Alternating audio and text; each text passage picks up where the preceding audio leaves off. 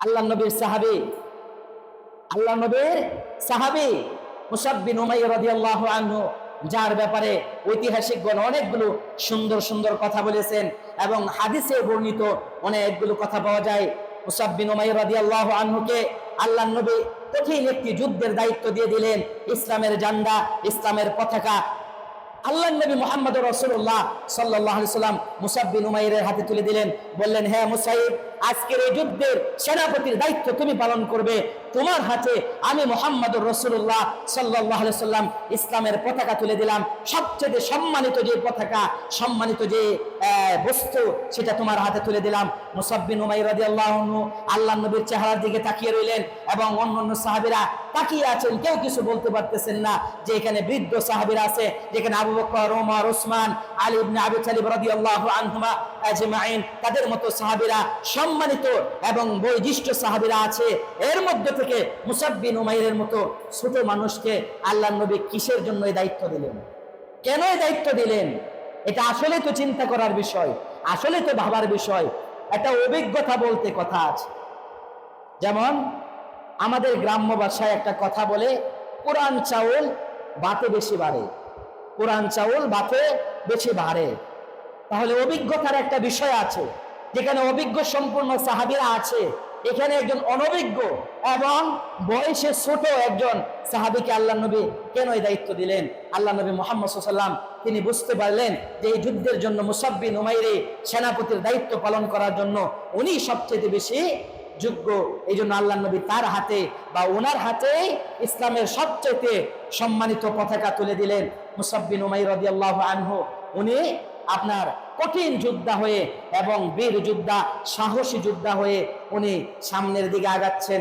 এমত অবস্থায় একটি মদিনার অলিতে গলিতে একটি খবর রচনা হয়ে গেলেন, মানুষের কানে কানে একটি শব্দ পৌঁছে গেলেন যে, হে মুহাম্মদ সাল্লাল্লাহু আলাইহি সাল্লামের উম্মতেরা, হে মুহাম্মদ সাল্লাল্লাহু আলাইহি সাল্লামের সাহাবীরা, তোমরা যে মুহাম্মদের জন্য যুদ্ধ করতেছো, সেই মুহাম্মদ তো পৃথিবী ছেড়ে চলে গিয়েছেন, সেই মুহাম্মদ তো শহীদ হয়ে গিয়েছেন, সেই মুহাম্মদ সাল্লাল্লাহু আলাইহি সাল্লাম তো শাহাদাত বরণ করেছেন।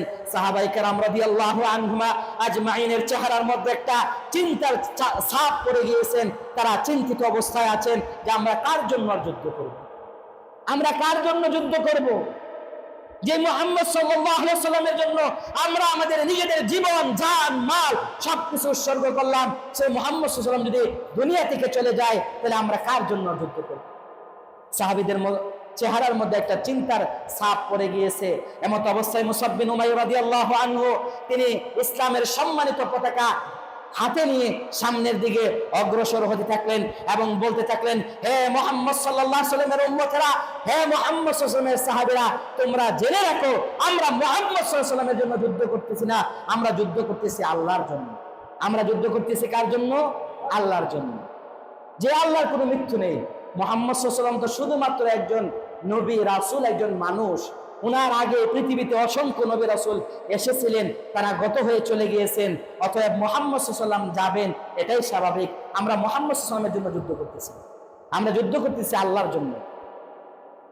ঐতিহাসিকগণ লেখলেন বা ঐতিহাসিকগণ বলতেছেন যে মুসাব বিন উমাইর রাদিয়াল্লাহু আনহুর বজ্র কণ্ঠে এরকম একটা কঠিন ভাষণ বা দীপ্ত কণ্ঠে একটা ভাষণ শুনে সাহাবায়ে কেরাম আবার ঐক্যবদ্ধ হলেন এবং তারা দৃঢ়ভাবে, সক্রিয়ভাবে যুদ্ধের ময়দানে আবার ঝাঁপিয়ে পড়লেন এবং মুসাব বিন উমাইর রাদিয়াল্লাহু আনহুর নেতৃত্বে সেদিন মুসলিমরা বিজয় লাভ করেছিলেন। সুবহানাল্লাহ, বিজয় লাভ করেছিলেন।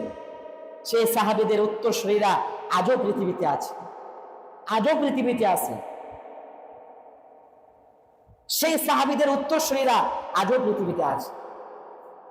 আপনি দেখেন, কোনো অমুসলিম কান্ট্রিতে যান, কোনো অমুসলিম রাষ্ট্রে যান, যাওয়ার পরে 5-7জন মুসলমান একত্রিত হয়ে ইল্লাহি তাকবীর, আল্লাহু আকবার বলে 2-4টা হুঙ্কার দেন, 2-4টা ভাষণ দেন, দেখবেন অমুসলিমরা লেজ গুটিয়ে পালাইতে শুরু করবে, যার আমাদের রক্ষা নাই। মুসলিমরা খেপে গেছে, মুসলমানরা ঐক্যবদ্ধ হয়ে গিয়েছে, আর আমাদের রক্ষা নেই, বাঁচার কোনো রাস্তা নেই।